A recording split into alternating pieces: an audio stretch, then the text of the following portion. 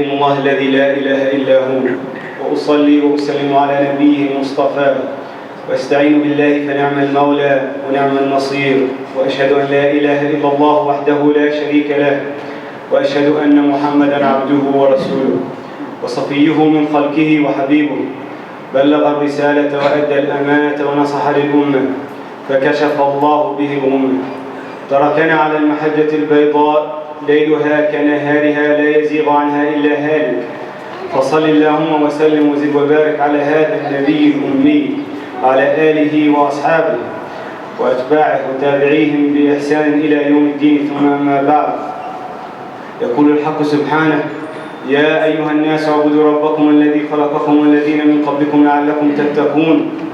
Allah subhanahu wa ta'ala, He says in the Quran, while addressing all of mankind, He says, people worship your Lord, the one who created you, and those before you, so that you may be mindful of Him. As we gear towards the second third of Ramadan, and the first third comes near an end, I ask Allah subhanahu wa ta'ala to accept the fasting from us all, and I remind us all to ensure that our intentions are set sincerely for Him. As for today's topic, it's not one that we discuss very often in the masjid. In fact, I would argue that we hear about it in the news and read about it online far more than we learn about it in a sound manner. And it's the topic of jihad. And I chose the topic of jihad because, first, I believe there's a lack of understanding of it in the community. And second, because of its importance and significance to us as Muslims and to Islam in general. Now, what I wish to do, inshallah, is to explain to you guys and to give a firm understanding and foundation of what jihad is, its concepts. And we'll do it, inshallah, through the Quran, the Sunnah, and what the scholars have written and said about it. And then we'll give what Ibn al-Qayyim al-Jawzi, one of the greatest scholars of Islam, he gave stages for jihad. And inshallah, in the second part, we'll talk about the stages of jihad. So to begin, we'll give a linguistic definition of what jihad is. Jihad in Arabic, it comes from the root jahad, which simply translates to exert an effort. And different translations and different definitions will tell you that it may mean struggle. And that's an okay translation, but a better translation for jihad would be to strive. And in some cases, resistance. And so what Allah subhanahu wa ta'ala, what He says about jihad, He talks about it in Surah Al-Hajj, and He says, وَجَاهِدُوا بِاللَّهِ حَقَّ جِهَادٍ. And what's interesting about this ayah is that Allah, He uses this language in another part of the Quran. In Surah Al-Imran, Allah subhanahu wa ta'ala, while addressing the believers, He says, يَا أَيُّهَا الَّذِينَ آمَنُوا اتَّقُوا اللَّهَ حَقَّ تُقَاتِهِ. So in this instance, Allah subhanahu wa ta'ala, while addressing the believer, He tells them to be mindful of Allah, to be mindful of God, as is His due. And as is His due here, what it means from what we have from the hadith, it means to obey Him so that He is not to the point He is not disobeyed, and to remember Him to the point that He is not forgotten, and to thank Him to the point that He is not denied. And so in this ayah, وَجَاهِدُوا حَقَّ جِهَادٍ وَجَاهِدُوا فِي اللَّهِ حَقَّ جِهَادٍ, it means to strive hard for God, for Allah, حَقَّ جِهَادٍ, as is His due. And here, as is His due, means for us to safeguard our hearts, to struggle against ourselves to safeguard our hearts, to safeguard our tongues, and to safeguard our arms and legs. وَجَاهِدُوا فِي اللَّهِ حَقَّ جِهَادٍ, and strive hard for His cause, and to do it for His cause. And one of the scholars, when he writes about it, he says to do it for Him and not for anyone else. And here what we see is that it's repeated, this concept of jihad, and the Prophet ﷺ, he also echoes this. If we look at what he says in one of the books about hadith, Musnad Ahmad, the Prophet ﷺ, he says, وَالْمُجَاهِدْ مَنْ جَاهَدَ فِي اللَّهِ مَنْ جَاهَدَ نَفْسَهُ فِي طَاعَةِ اللَّهِ. The Prophet ﷺ, he says that the striver, the one who strives for Allah, he is the one who strives against himself first, in obedience to Allah Jalla Jalaluhu. And here we can take a very simple example. The example of fasting. Right now we are all fasting. We're fasting I think about 2/3 of the day.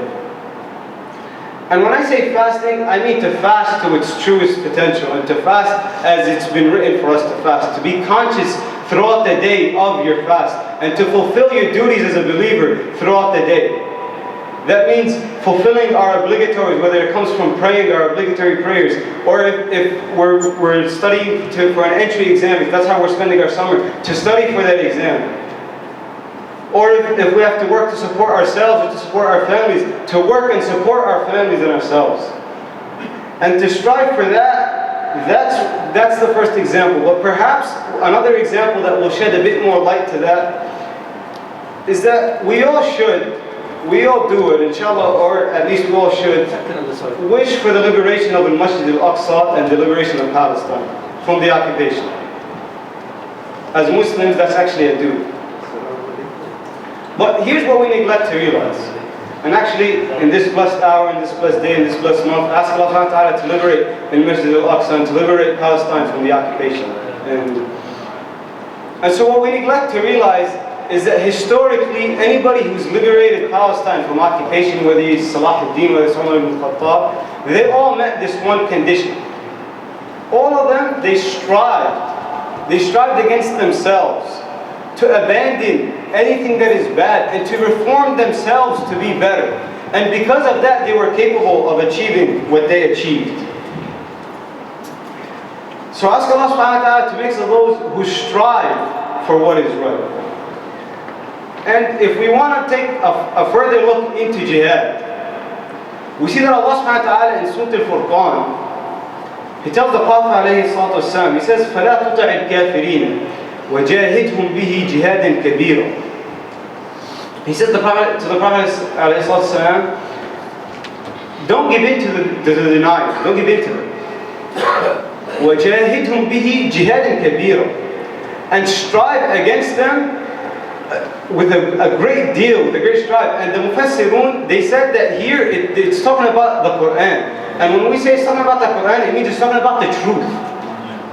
So the Prophet ﷺ, he was commanded to strive, to not give in to the deniers of the truth, and to strive against them with the truth. And if we look deep into what the Prophet ﷺ, what he said in regards to this, we find in the narration of An-Nasa'i, which has a sound chain, he was asked, what is the best form of jihad? What is the best jihad? Ayyul jihadi afdal? And he responded, the Prophet ﷺ, his response was, kalimatu haqqin 'inda sultan al-jahil. Words of truth in the presence of a tyrant ruler. And in one narration, kalimatu adlin 'inda sultan al-jahil. The words of justice in the presence of a tyrant ruler. And if we look at the scholars, they also repeated this. Al-Jurjani, a scholar from the 11th century, he would say that jihad is inviting to the truth. And so here we see that two things. First, that in the beginning we said that the first jihad is to strive against ourselves. And then the second jihad is to strive for the truth. And striving for the truth, that's what every messenger did. Every messenger and prophet, that was their duty. To strive for the truth, to strive for justice. You know, on the day of judgment, there are some messengers that will be presented with no followers, 0 followers. But you know what? They're still at the highest level because they did their duty. They strived for the truth, for justice, which is the highest level. And now, to give you an example, a more broad example, we could look into the seerah of the Prophet ﷺ. And if we see when he sent Mu'adh ibn Jabal to Yemen, when he sent this companion to Yemen to preach to them, he told him, you're going to a people in the land of the people of the book. So these are believers, he told them. He told them, the first thing you do is you tell them, La ilaha illallah. There is no deity but God, there's no deity but Allah. And then he went on and he told him to explain to them the remainder of the pillars. And so here we could see that Allah subhanahu wa ta'ala through His Prophet, He's making this man go and explain to these people what the truth is. So he went to teach them the truth. And then when the Prophet ﷺ, he asked them, how are you going to teach them? Mu'adh responded first with the Quran. And then he told him, if that is not sufficient, then what? He said, then with the Sunnah. And then he said, if that's not sufficient, then what? He said, then I will strive to learn about them and about the community, about the people and the place, the setting I'm in, and then from there I will take it, inshallah. And so what we see here is he strived against the truth. He strived for the truth, to teach it. So inshallah, we'll take the stages of the truth in the second part of the khutbah. But I just like to remind you all that the first part of the truth, the first part of jihad, is to strive against oneself, against any desires, against anything that we should abandon. And then the second part is to strive for the truth, teaching it, and so on. أقول قولي هذا وأستغفر الله لي ولكم ويا صوت المستغفرين فاستغفروه.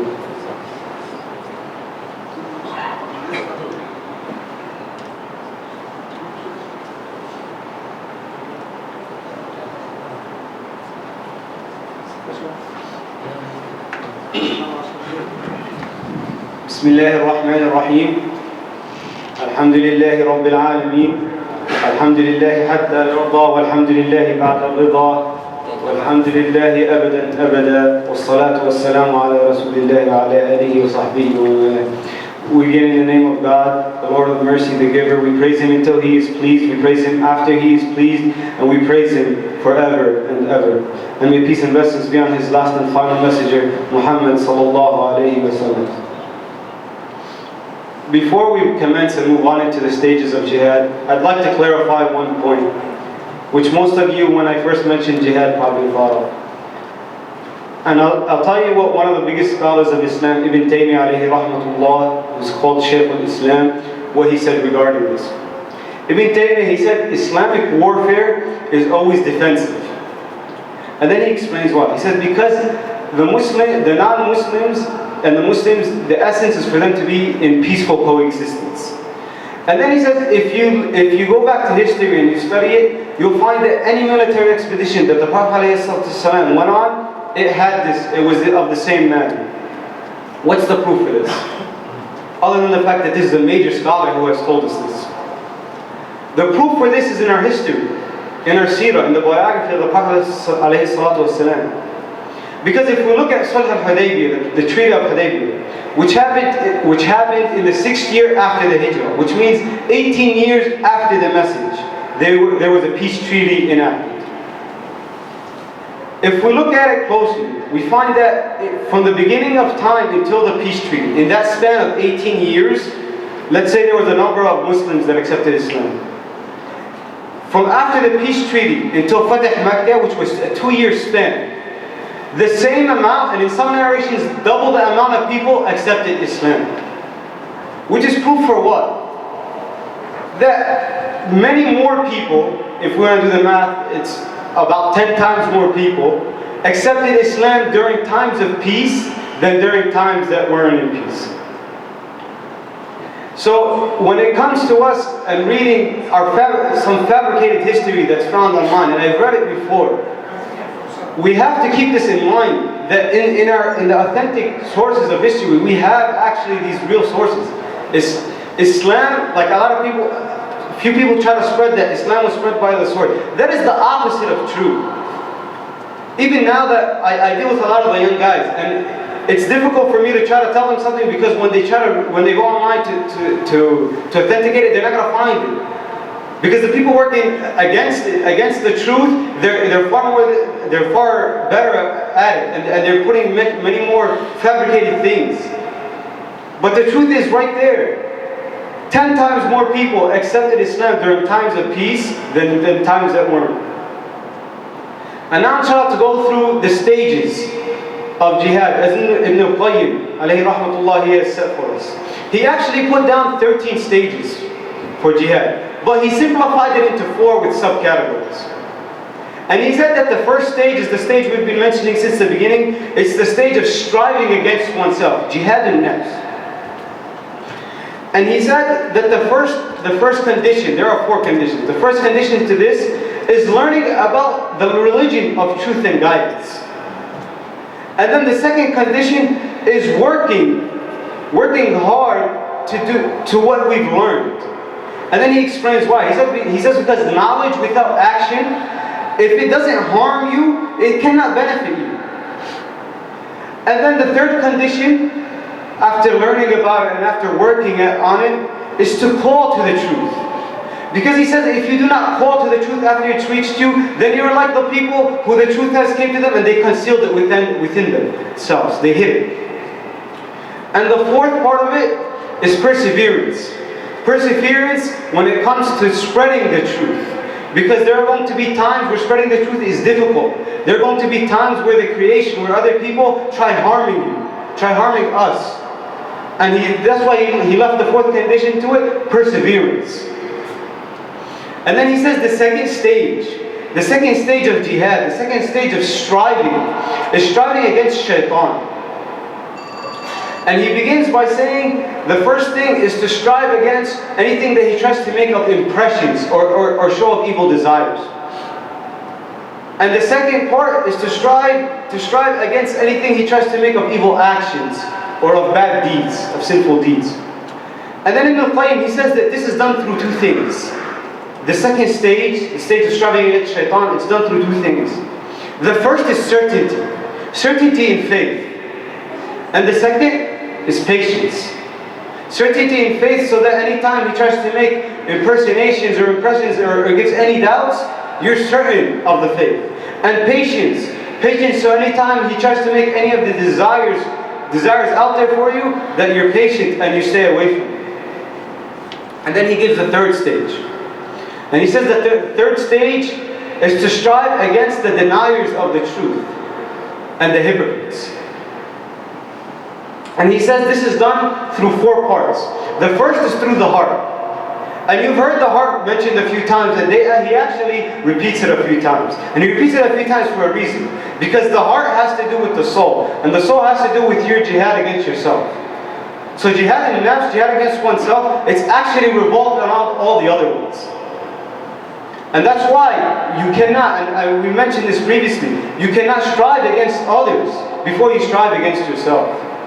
That's why in the example of Palestine, and the example of liberating Palestine, we said that you cannot strive against them until you first strive against yourself.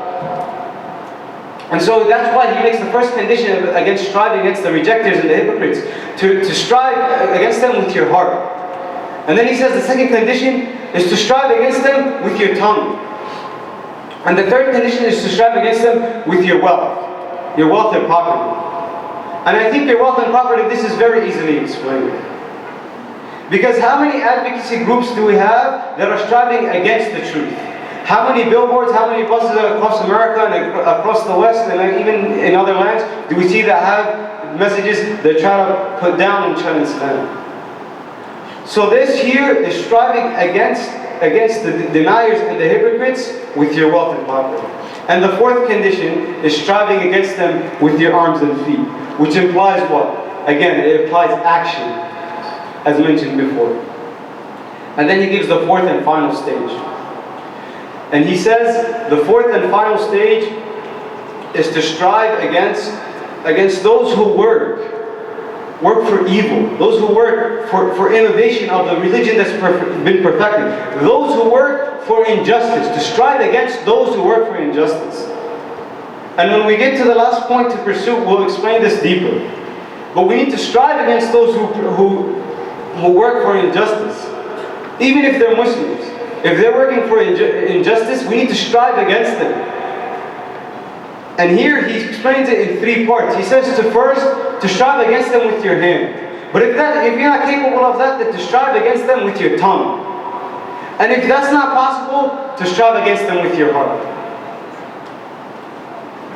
And going back to striving against people who work for injustice, and I said even if they're non-Muslim. Even if they're Muslim. Because the Prophet ﷺ, he said that you need to help the tyrant. What does it mean by helping the tyrant? How are you going to help the tyrant? You need to stop him. If he is Muslim, then you need to tell him what is right. If he is not Muslim, then you need to change that. You need not change that he's Muslim, that he's not Muslim. You need to change the injustice that he is given. And here I want to give something that Umar ibn al-Khattab, he told the believers in Mecca in the 23rd year after Hijrah. This is 10 years after the Prophet ﷺ died, 13 years after he passed away. Umar ibn Khattab, he told them that to be a true believer, not just to be a true believer, is not achieved by wishful thinking, but it's achieved by clear action. And then he said the topmost of all actions is jihad, is striving for Allah. And then he stops and he clarifies. He said, and true jihad is to strive against your sins, is to strive against to stay away from what Allah has forbidden. And then he says, some people claim that they have participated in jihad. But true jihad is abstaining from sin. And here I wanna give you the highest pursuit in life.